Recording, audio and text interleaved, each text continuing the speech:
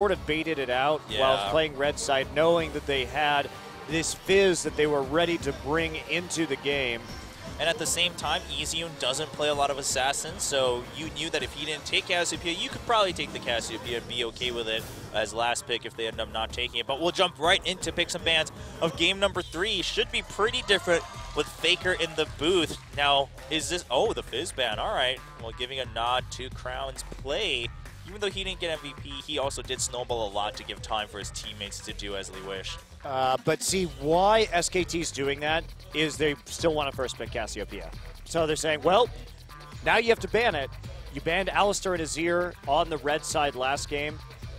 Of course, SKT keeping that blue side for game 3. And where are we going with this one? Sivir, will they ban the Rek'Sai again? You have to assume that they will. There's no need to ban the LeBlanc this game. Alistar. Okay, well, Samsung, I mean, you gotta have prepared for this a little bit. Okay, the LeBlanc ban again. You know, SKT's been doing this. I mean, even at MSI a couple times, even when Faker was in the booth, they will go ahead and ban the LeBlanc out. Just get rid of that factor because they want to really use Faker in other ways too. They don't want to rely on that crutch of LeBlanc. But see, now that the Azir and the Cassiopeia are both up, that prompts the first pick Rek'Sai. SKT couldn't deny the Rek'Sai in this game, and actually I think banning the Gragas there is a big mistake. If Samsung can force SKT to pick between Rek'Sai and Cassiopeia, that's much more valuable to Samsung because they want to take that Rek'Sai with that last pick. They can hide whether it's a top lane or a jungler until the last one. So I don't really like this draft. We'll see how it plays out from Samsung, but I think the mind games could have come in more had they taken out Azir instead of the Gragas. To be fair, while we haven't seen as much of Bengi's Gragas than other people's, Bengi was known in the solo queue ranks for a lot of his Gragas play, and whenever we did see it, he was really good. And generally, I think just a lot of teams saying Gragas, he just creates too many unpredictable fights, and you just don't want to deal with that. Also opens up the Vayne possibility, of course. So Samsung choosing for a little bit more of an obvious pick and ban, but following through with it, and goes ahead and takes the Corki away, and then the Nautilus. So 2 of the same picks from their composition last time. It's just the Gragas wasn't taken, so it does bump the Nautilus up, apparently, a little bit in terms of priority. SK Telecom, just take the Cassiopeia here. I don't see why you wouldn't. You're not worried about the Fizz anymore. That's why you banned the Fizz. You have the Cassiopeia option. Although, again, the Azir could be the first Victor we've seen since it has been left open. Patch change as well. But Faker, again, competitively undefeated on Cassiopeia. Yeah, well, he needs to make sure he's undefeated in as many as possible. Gotta catch them all, Monty. Well, yeah, but you have to catch them and then do it again, so the bounty gets higher and higher and higher as it goes on. You see, just waiting for the mid lane GP from Faker one day. Oh, and the Victor lock-in. It's been a while since we've seen Victor in Korea due to all of his bugs. This is the first week Victor is available on 5.9. We were playing 5.9 last week without Victor. That's true, and this does make sense for the Fizz ban too. Victor also pretty stationary. Fizz can jump onto him relatively quickly. Yeah, sure, Victor can try to counteract the damage. He has a shield and the eventual stun, but just going to pick that up without the huge threats there. Crown talking a lot. He seems to have some strong opinions on what to play or how to match this up. His Azir has been good, so maybe he goes for that. I'm not sure about that matchup. We really haven't had Victor and Azir in the meta at the same time. You'd think that Victor would still have a rough time against Azir and the poke that he brings forward. Yeah, it could be rough. The advantage that Victor has compared to some other people, just like Lulu, would be the fact that you can get a shield and you can also have your own long-range poke. So I think especially given just the caliber of Faker, at most it'd probably even out in lane. And then, ooh, the Nidalee coming back out for Samsung. And the Hecarim once again for Kuve.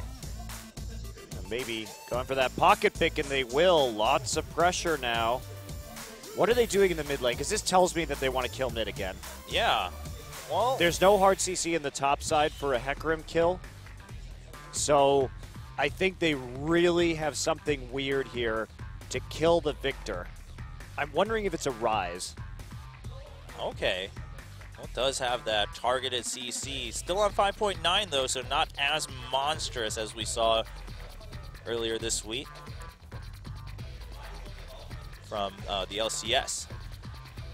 Leona being hovered over by Wolf. Alistair's gone. It is another hard initiate, which they are lacking a little bit here, but they also have some options in the top lane.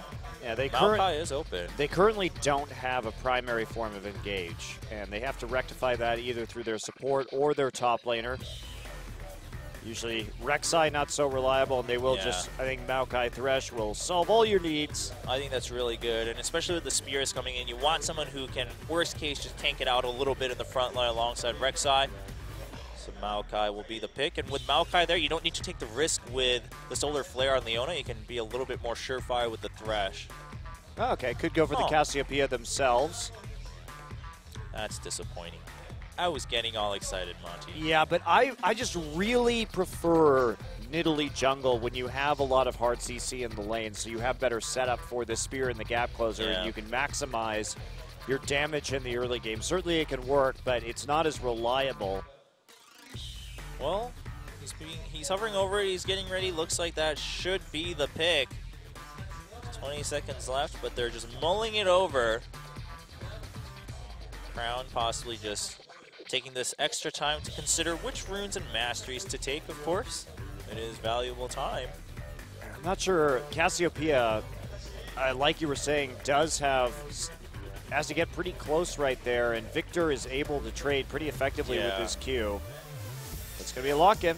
Yeah, all right. Well, Crown, at this point, he's deciding he just has to play it safe. So Nidalee has to go somewhere else if Nidalee wants some surefire ganks. Because like you mentioned, if you get close, Faker absolutely wins the trades. If not, you can still get poked out with the Death Ray.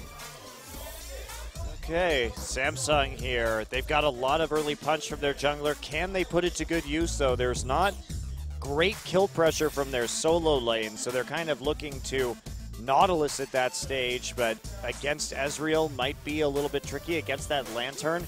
Yeah. I'm really not seeing a lot of opportunities here for Nidalee in the early game, so as long as SKT plays pretty conservatively, they should be okay. And I really like the Thresh over the Leona because of that, too. You can deny the Nidalee jumping in with the Flay. Just a lot more versatility in lane. So Samsung kind of picked themselves into a situation where the enemy knows what you have to do, you know what you have to do, but the options aren't really there. SKT, meanwhile, just a really sturdy composition. Faker, the only one who's in kind of danger of getting caught out, but again, no hard CC in that lane until level 6. And of course, it's also Faker, so we will find out. You also have to get on top of him as Nidalee, so he can just gravity field under his own feet as well, which presents a problem for Eve continually doing damage. Yeah, it looks like it's going to be a tough game to get through for Samsung, and maybe this is what we talked about earlier, Monty. Samsung does drop off as the series continues. They run out of options, but we'll see how it turns out in game number 3 as we jump into the Rift.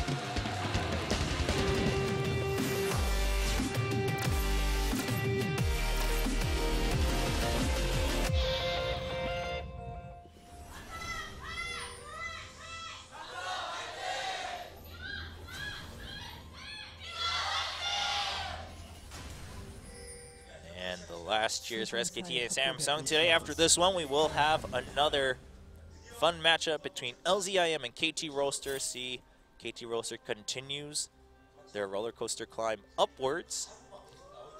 Will they have a roller coaster climb downwards, however, is the question. Faker's family here today, so at least they get one game of seeing him play. Yeah, you know, I wonder if Faker's relatives just come to the studio every game now to ensure that Faker gets at least one game play. They're like, really, Koma, are you still not going to put him in the booth?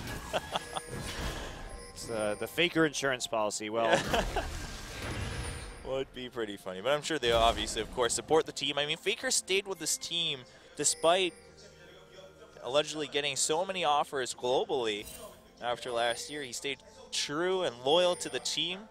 Says a lot. I'm sure the team also offered him. Well, I'm sure. Some nice payment, but. But still, I mean, just a lot of people left Korea, man. And he decided to stick through and stick with Koma. It is true. But also, just in terms of SK Telecom's reputation as an esports team in this country, they have been the premier team for many years now. Across different titles. Across different titles, and they've been willing to put more money into this scene than anyone else. So it does make sense, and There we go. Looking at the win rates, only 40% for Eve's Nidalee.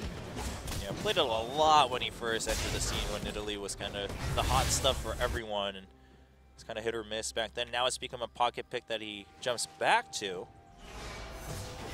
Indeed. So Marin just going to take a couple wolves there, then head straight up into the lane. Cuvée wants to go for the camp and then teleport back up top. He will be probably see what he gets in terms of his items. Gets just some mana and health pots to round out his inventory, and then TP's right back in. So Ignite again for Cuvée. Not looking for the Cinder Hulk build. Yeah, just going to have some more lane pressure, have some more kill perk late game when he sticks on to most likely Faker. Especially with that Ezreal there. Faker getting some nice trades in. And Crown, if you're not going to win the damage trades, this is what you need to do. You need to at least stack up your passive. And that's the other danger. It's that you can't initiate that first. You always have to wait for Faker to turn his back after he comes in for a trade. Yeah, he looks like Crown just wants to play this out in a little more farm-centric manner. Faker allowing the wave to push back to him, wants to put Crown in a bit of an uncomfortable situation. He does have the longer range poke with the Death Ray. Very true. So Crown at level 3, just trying to even out in health and mana, and he succeeds in doing so. And after having pushed it up a little bit, Crown is slightly ahead in experience. But Crown now in slight danger of farming. He's going to get poked out by the Death Ray. Faker taking some hits from the minions. So exciting. It is. The dynamics of Victor and Cassiopeia unfolding before our very eyes, Chobra. In their natural habitats of the mid lane. Well, just going to see Crown get a ward down. If you don't want to take any risk, you know that Bengi most likely on the top side. And here we go. That bottom lane, we talked about it. It's kind of the only place where you have that surefire CC. And Bang gets a hit onto Wraith. But again, Bang's probably actually not the easier target here. It's probably going to be Wolf, and Wolf dodges right behind the minion. Notice Eve doesn't even show, though. Just goes right back to the tri-brush. Bang and Wolf. Oh, wow. So patient by Eve. Eventually going back, though. See if he completes the recall here.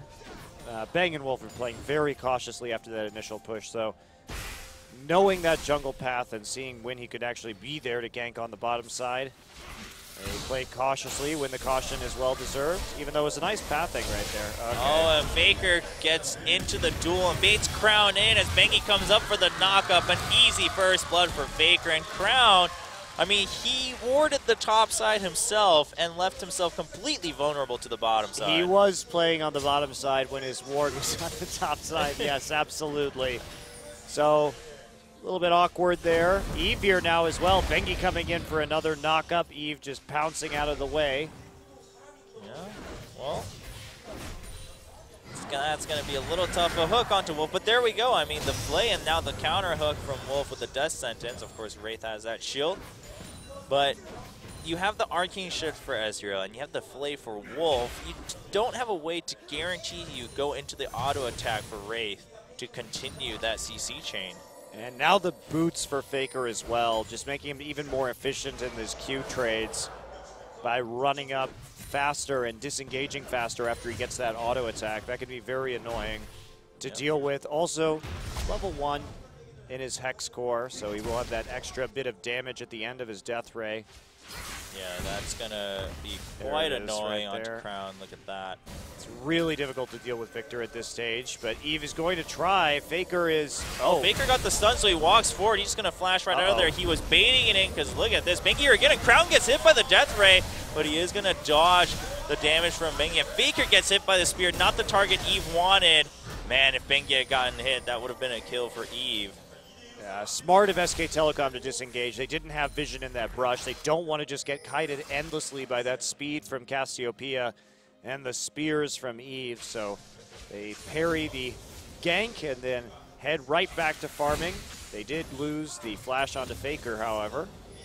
Yeah, and now Ghost being used by Faker as he tries to run away. The hook not going to hit, and look at the ultimate coming in from Faker. It's going to be enough to take down Crown with the very last hit. Keeps it on Cassiopeia all throughout. Nice death sentence onto Wraith, and there's Graviel. He gets stunned right at the end of it. Faker just doing damage from afar. Bengi picks up that one.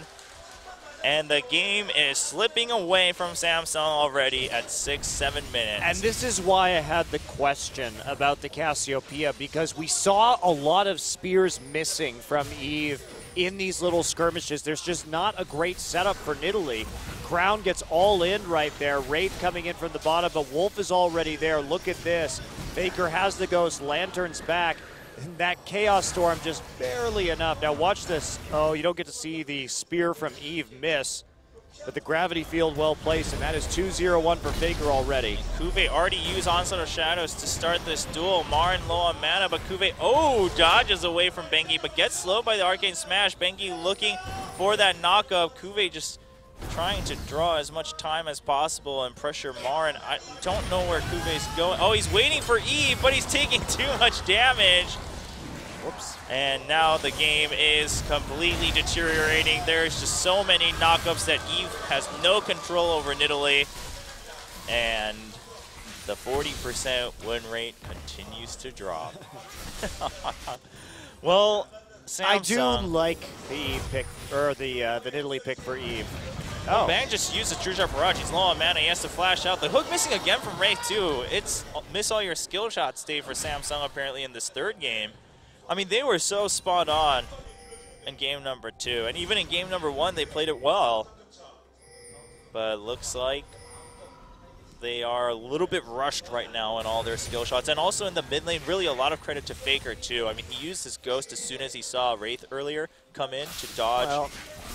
A dredge line. Hello. Hello, Crown. There's the Chaos Storm. And Wolf just going to take the Petrifying Gaze for his teammates. Faker doing enough damage with his abilities from afar. With everybody still coming back up, that was a very low-risk dive.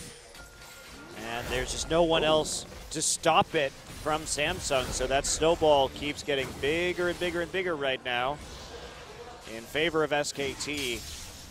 And it's just, you can tell the difference in coordination between these two teams. Eve just a little bit out of sync with his lanes. Meanwhile, Wolf there for the instant Lantern onto Faker. They've been responding a lot better to these all-ins. And Samsung also, you have to keep in mind, Faker had that immediate power boost when he got the Hex Core for his item. But tier, it's 2 tiers for Eve and Crown. I was looking at that earlier.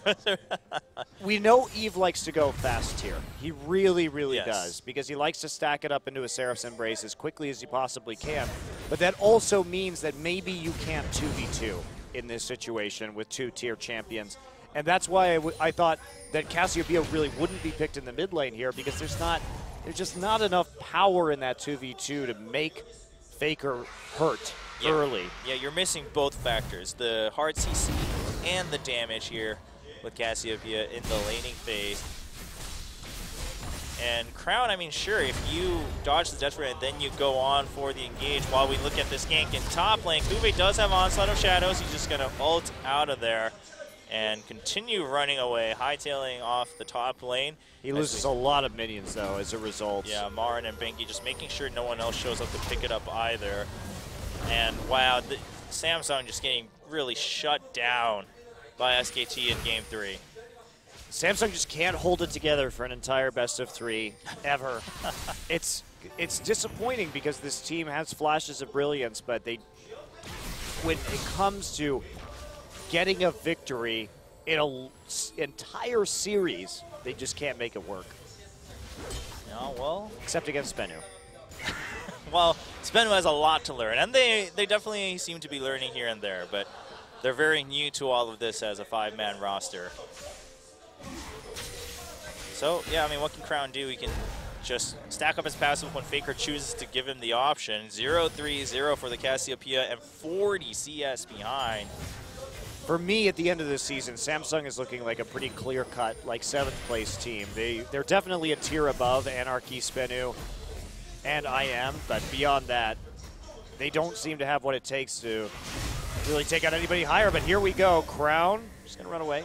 Yeah, well, Eve was there cleaning the ward, so SKT choosing not to chase too far, but Bengi just saying back off.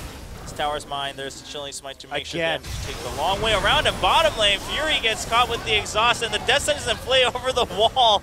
They almost just get the kill right there. They don't want to commit over the wall, though. But again, look at how well SKT is denying minions. That was like 2 waves worth of experience that Crown couldn't touch. Faker's 2 levels up now. Yeah. So SKT just punishing to the maximum possible degree in this game, and Crown suffering incredibly hard as a result. He's nearly at 50% CS. So Bengi doing absolutely the right thing, just zoning him out as much as possible. And that is just absolutely devastating. 5.5k gold advantage at 12 minutes and 20 seconds for SKT. Faker is just exacting vengeance for what happened to EasyHoon in the last game. He's Yeah. like, Crown, how do you like it when it happens to you, huh? This is what happens when you do this. I get to come in. Meanwhile, Kuve's tower gets taken. Just trying to put some damage down to Marn. Not going to matter too much. Marn does have the Ninja Taoi's Fury dangerously low. Two-shot barrage is up. Heal comes in from Eve. But Nidalee's no Soraka, so Fury going to look to go back. Bang not using his two-shot barrage. Oh, there he goes, and not going to find Fury. He'll find him here. Oh, nope. Right through the stonework instead. Ezreal destroying the Summoner's Rift. Well, SKT, I mean, yeah, the bottom lane is in no rush to necessarily push too far and hard. He's got that tier. He's happy just farming up. He's got a slight lead. No Trinity Force for Fury just yet. And, of course, your mid lane is much stronger, so there's that threat against Samsung also. Faker now 3-0-1. Got that Merlinomicon right after the first upgrade on his Hex Core. So an augmented Death Ray. So scary to have this many items this early in the game. Nearly 14 minutes, and he is just absolutely rolling. So 6-0. Now already 6k ahead for SKT. It's starting to widen quite a bit with those tier 1s going down in top and mid. Dragon is available for both teams, so we'll see if SKT sets some vision around it. Maybe just immediately pressures that bottom lane with the power that Victor has right now. While Kuve just having a bit of a tough time stabilizing the top lane, but he'll hold on just fine. He just can't push forward and be as aggressive as Hecarim likes to be with that Ignite. SKT being super cautious about this Dragon. They don't even have a mid lane turret right now to stop them from shoving this wave, and they still won't quite go for it. Methodical play into the Dragon. Very cautious wards, even with this huge, huge advantage. Yeah, they just wait until they make sure they got eyes on everyone in the last 5 seconds. It was a free Dragon. They take it. Gold goes up slightly, but the power continues to grow by quite a bit. And now a pink ward there from Samsung to know that SKT sees that, but what can Samsung do to stop it? Wraith is going to check it out, but nope, he decides it's too dangerous. As Faker shows up, he wants to pick up this blue. Just bringing it closer back to him as it resets, and Marin gets hit by a spear, but really not that much damage coming for Eve. Eve actually takes a huge chunk, but Onslaught of Shadows will secure the kill for Kuve. Meanwhile, we do have Bengi getting caught by the Dredgeland as Fury's left all alone. A nice Death Ray as he just walks out casually by Faker. Yeah, Faker is just absolutely taking over this game. You can see how much synergy he and Bengi have in the laning phase here, as well as Wolf's roams were quite good. And the advantage to Bang playing Ezreal is he needs very little babysitting, and that means that Thresh is a lot bigger of a force on the map, which we definitely saw in those early ganks that got Faker so incredibly far ahead. Yeah, I mean, that really is the other big difference. Uh-oh, Marin comes up with home guards, and Eve is caught behind. Marin saw how much damage he did to this Nidalee before. The sapling not going to hit at the end. Oh, he can't get his ultimate popped onto Eve as Bengi shows up. The Death Stress goes in. The Righteous Glory from Marin going forward to pick up the kill, and Faker shows up to get the last hit onto Kuve. Wraith has now been exhausted in Gravity Field, and Bengi picks up another kill. There's just a kill parade now for SKT. Well, remember that in the last game, Samsung was in a similar position, 10-1 kills very early in the game. But I don't think that SK Telecom is going to struggle as mightily as Samsung did when it comes to closing. And that really is one of the bigger differences between these two teams right now, is converting an edge into a victory. Yeah, and as I was mentioning earlier, I mean, the big other difference between Easyun and Faker, again, the synergy between Faker and Bengi, which is where it all starts, and then the rest of the team kind of centering around that. Easyun and Tom not exactly at the same level in terms of teamwork. Both of them have a lot of merit, and Easyun himself is very consistent, but it does seem to kind of delve into just the backup plan of let's rely on Easyun. Whereas, I mean, they've won games handily earlier. I mean, Faker is sieging a turret 1v3 right now.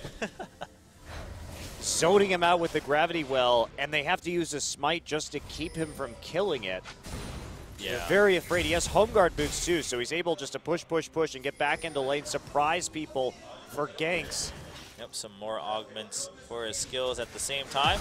Yeah, augmented Q as well. Yeah, so Faker he takes a spear, but he's not too concerned. Marin not going to hurt too much from that second spear javelin coming out from Italy. And Samsung, again, just doesn't have the answer to block this off. SKT also not prone to making as many mistakes as Samsung might have in game number 2 in order to secure this game. Now, Yeah. Wolf Faker's solo pushing too is just ridiculous. Like, the fact that he's able to exert this much pressure by himself is pretty amazing. Going to go back and get a needlessly large rod. The amount of items he has under 20 minutes is... That's pretty insane. And this is really the difference between, sure, if you have Fizz, you don't have the wave clear, but then you have the escape. But you know what, if you don't have an escape, you just ward better, your teammates get vision for you, and then you can shove out the lanes really well with this Victor.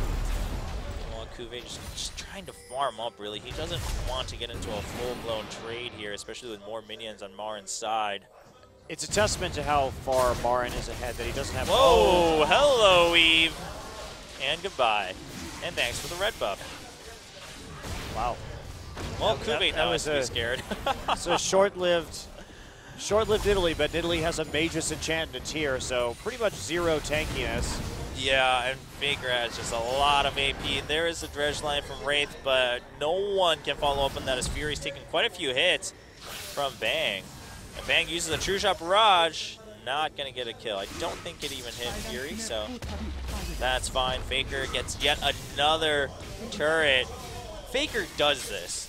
Like, when he hasn't played that day or, you know, in a couple games, he comes back and then he makes sure he gets the most kills and the most objectives and the most assists. He just gets the most everything.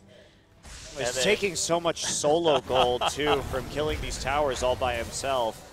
He's just banking up right now. I'd love to see what the gold differential between him and Crown is. It's probably like 2 or 3K already. Yeah, I would imagine. So already 70 CS up, 6 kills and 2 assists, taking local gold from the turrets all on his own. And Faker just so confident right now. And again, a lot of this also comes from the fact that his teammates back it up. They get the vision for him. They make sure they balance out the map pressure alongside him so that Faker can do this. You can't forget that eventually it is still a team game, and as good as Faker might be, his team is just kind of flip-flopping around the jungle, then this won't be as effective.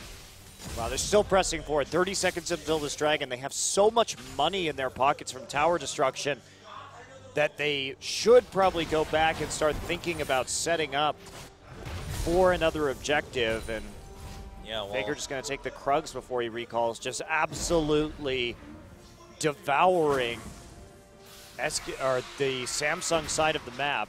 And there you go. Oh, it was way more than I thought. It was nearly 5,000 gold. 4,500 gold.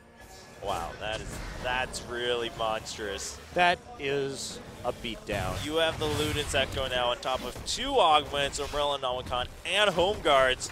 20 minutes. 20 minutes. Yeah, nice blue buff transition over to Bang. Poor Crown. He has an Abyssal Scepter. Good for you. Well, he had his time in the sun. Chobra was last game where he was torturing Easyhoon, and now he's just being absolutely bodied. Wow. Yeah, not much you can do. Blade of the Ruin can finish for Bang, so you can pretty much solo this dragon. He's got that sustain, he's got the damage on objectives. And Bang also, I mean, this time around, that Man Immune build working out just fine with Faker dominating this mid game for the entire team. They're going to go for the inhibitor turret that they actually have a little bit of damage on, or just right in the mid lane. Yeah, Banky and Faker. Whoa, the flashback from Crown. He knows he needs to make something happen. The depth charge comes in, but no damage on the Faker. Spear does land, but look at the Death Ray and the Chaos Storm. Crown's just going to go down. He wanted just one more Twin Fangs. Oh, wow, a nice Lantern combo, and there's a shutdown coming for Kube. Faker following a little too eagerly as Wolf led the way for another kill. There's the poke coming back, and can Fury escape the death sentence? He will for now, but Marin's here to help block this Javelin so that SKT can take an inhibitor turret. Wow, well that was pretty bold by Wolf and Faker. Wolf actually Lantern flashed to get Faker back into that fight, which unfortunately ended up in him getting exploded by Kube. So, try to style a little bit. Yeah, I mean, Wolf thought his Flay would be enough CC for Faker to get another rotation down, maybe get that shield. Wasn't enough, but you know what? It's all right. I mean, you're 7-1 and 2. You now have that third augment on your skills, and Faker's still going to blow people up. Cool. I look forward to the Gravity Field True Shot Barrage combo now that that one's upgraded. Yeah, I mean, so much synergy between the SKT skills and ultimates. And hey, look at that. Baron's just chilling out, so why don't we pay him a visit? Bang just going to go ahead and start it as he blinks over the wall, and that's going down very quickly for a 23-minute Baron. Yep. They've taken pretty much every objective. No Dragons given up, no turrets given up, no Barons given up, just a couple of kills as Samsung faces the wrath of SKT post losing the second game of this best of 3. Well, Samsung's going to have to take the Besiktas way and just be content with that one kill onto Faker. Be like, all right, we got him, boys. Oh, look at this flank from Wraith, and it's not going to amount to anything. In fact, he's just going to get denied his escape. Marin just standing there, and Faker just biding his time, looking to see when he can get a pentakill. He's going to get one kill with the Death Ray. True Shot Barrage going right through for a field goal. Crown has to run away. Fury and Eve both at full health, but what can you do with the Baron buff here from SKT? Faker's damage is disgusting right now. That one Death Ray just obliterated Wraith. Oh, and there's the Luden's Echo popping. Oh my goodness! The Death Ray and the Chaos Storm alone. 100-0 on Eve at the very edge. I don't even think the Chaos Storm hit him, did it? I think it was maybe just a Death Ray and the Luden's Echo. Yeah, it did seem to be right outside of range, and his health bar disappeared in one go. It turned all red at once. Crown getting death sentence, and then there's the slow. He gets dropped back by the gravity field, and Faker just doing so much damage, hunting for kills alongside Bang. Bangy knocking up 2 people, double kill for Bang as Wraith escapes to his fountain, and that's going to be a quick one in favor of SKT. 16-2 kill score, and SKT locks up the match 2-1. Wow. Well, Faker ends a 24-minute game, 9-1-4 after having Bengi camp for him, and that's the advantage of having Faker on your team. You get a little bit of head, and he can absolutely take over. Multiple just solo tower pushes on Victor, no one able to do much of anything. Yeah, and we're looking at the replay in that last Okay, it was Chaos Storm. It did hit him. Yeah, the initial hit hits. He also got the early Luden's Echo pop onto him before the Death Ray. But Faker still 100-0ing Eve with no chance of escape. I mean, you just shouldn't be able to do that much damage with Victor. 2 abilities, 100-0, but that's also the power of the upgraded Death Ray where you get the second hit as well. It's really good. It's one of the strongest abilities for sure.